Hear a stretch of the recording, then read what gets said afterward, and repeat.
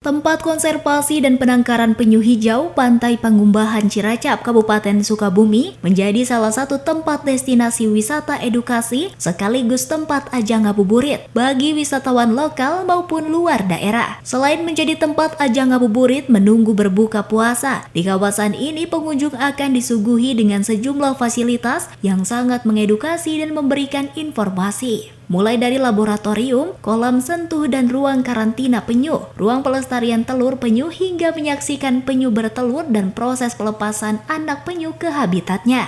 Perlu diketahui pelepasan anak penyu atau tukik dilakukan saat sore hari. Sambil menikmati matahari terbenam, pengunjung bisa menyaksikan perjuangan anak penyu menuju kehidupan baru di laut lepas. Seru, lucu deh pokoknya. Ya, terus nanti kembali ke sininya udah besar 25 tahun yang nanti pokoknya seru deh. Dari Kecamatan Ciracap, Kabupaten Sukabumi, Indra Sopian, Tim Liputan MGS TV melaporkan.